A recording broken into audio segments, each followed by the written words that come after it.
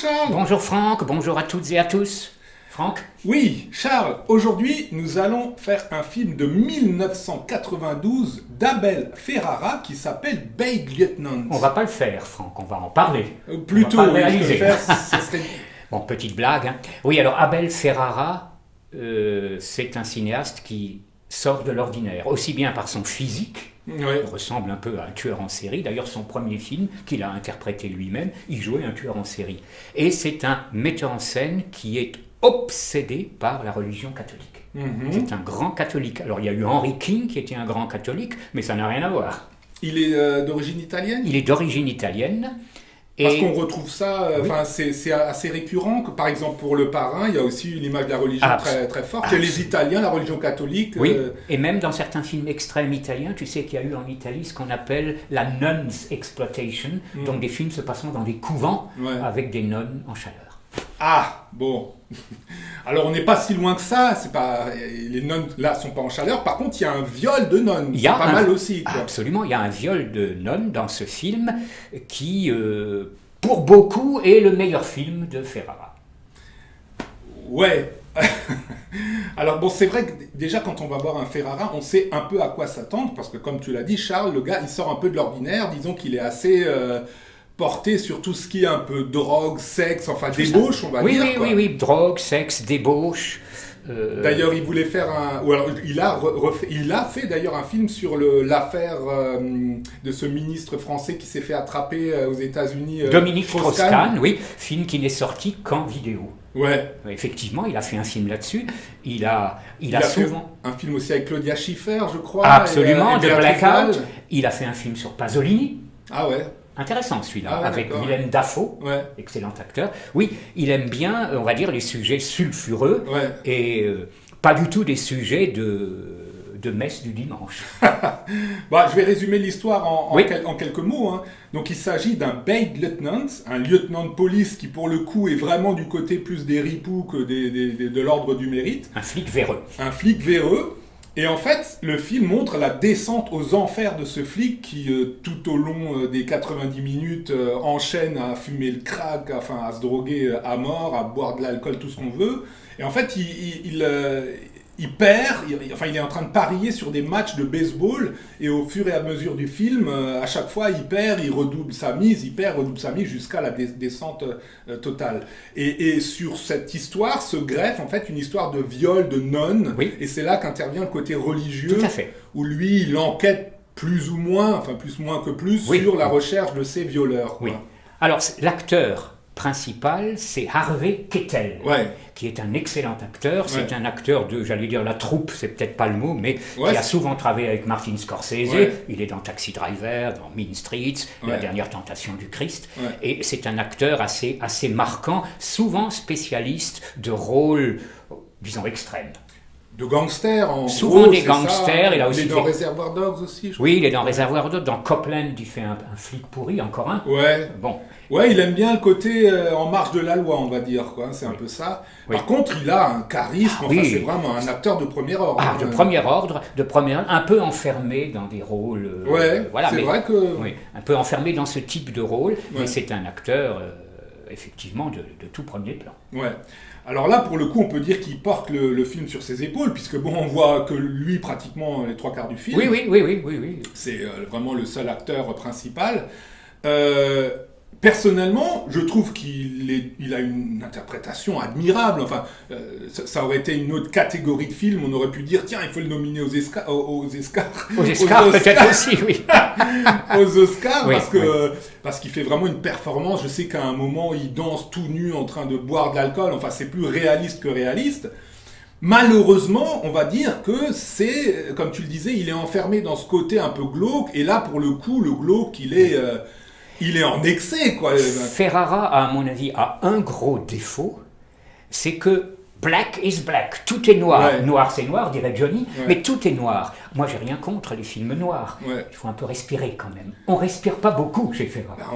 En tout cas dans ce film, alors je connais pas super bien sa filmographie, je me souviens un peu du Roi de New York, Christopher Walken aussi excellent. On trouve toujours la mise en scène, c'est une mise en scène assez simpliste, on va pas dire il a des talents, c'est pas des talents extraordinaires de création, de mise en scène originale, mais en tout cas apparemment il y a de la direction d'acteurs solide, puisqu'il y a toujours un casting solide, il y a toujours une bonne direction d'acteurs. Donc déjà, quand on regarde le film, on peut déjà s'accrocher à des personnages solides. Oui, Kettel a joué plusieurs fois avec lui, notamment dans un assez curieux film sur un metteur en scène complètement déglingué qui s'appelait Snake Eyes, à ne pas confondre avec le Royaume de Palma, où Madonna était assez étonnante aussi. Donc c'est un très bon directeur d'acteurs.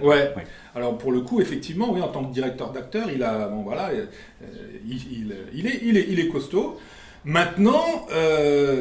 moi, j'ai toujours cette espèce de théorie en train de dire, voilà, un film, c'est un bon personnage et un bon personnage, une bonne interprétation, un bon casting, un bon personnage, et puis là, les 3/4 du film, normalement, déjà, c'est pratiquement un bon film. Oui, c'est gagné. Ouais, c'est gagné normalement. Alors là, c'est pas l'histoire que je trouve que ce soit un mauvais film, c'est pas ça le certainement propos. Certainement pas. C'est un bon film, l'histoire est intéressante, l'interprétation est... En génial, c'était peut-être un grand mot. En tout cas, elle est vraiment très solide. Harvey Keitel, je trouve qu'il a du charisme. Les autres acteurs aussi sont des seconds rôles, mais ils tiennent la route. Ils tiennent la route. Et ce côté religieux est intéressant dans ce type de film. Le côté religieux est intéressant. Il y a vraiment même un côté mystique comme ça, où il a des espèces d'hallucinations. Il voit le Christ. Donc, tout ça, c'est intéressant. Maintenant, c'est ce que tu dis pour moi qui me gêne, Charles, c'est quand tu dis on ne peut pas respirer. Et moi, je veux dire, au bout d'un moment, j'ai étouffé parce que là, j'en pouvais plus. Je ferai juste la même remarque avec ce que moi, je considère peut-être comme son meilleur film, qui s'appelle Nos funérailles. Qui est alors un film très intéressant où, justement, on enterre un mafieux. C'est pareil. Extraordinaire interprétation, encore Christopher Walken, Isabella Rossellini, etc. Mais pas un moment de détente, de respiration, alors qu'on en aurait besoin. Tout est... oui. Parce que, bon, le cinéma... Sordide, voilà. Il est sordide. Ah ben là, Nos funérailles, je ne me rappelle pas, mais alors en tout cas, Bad Lieutenant, le bon mot, effectivement, c'est ça. Le film, il est sordide. Il est sordide, mais tout est sordide, quoi. Je veux dire, c'est de la drogue, du sexe, de la drogue, du sexe. La drogue est sordide, le sexe est sordide. Alors, de temps à autre, on émerge un peu, ça discute un peu de paris sportifs, donc voilà. Mais en tout cas, on est toujours en marge de la loi. Et puis hop, on replonge dans la drogue, on replonge dans le sexe sordide, parce que il y a une scène de sexe, la femme, elle est décharnée, elle sniffe du crack, enfin, c'est... Oh là là là là là là. Un critique disait à propos de Ferrara, la beauté du lait. Donc la beauté du lait. Et c'est vrai que... lui, il voit ça... Il voit ça comme, de manière belle, tant mieux pour lui. C'est vraiment... Bon, il a des forces psychiques. Moi, j'ai pas ces forces-là. Moi, à la fin du film, je me suis senti mal. J'ai commencé à reprendre ma journée. Il a fallu vraiment que je me remotive pour entreprendre la journée parce que j'étais dans cette ambiance, mais vraiment où finalement il n'y a pas d'échappatoire. C'est noir, c'est noir.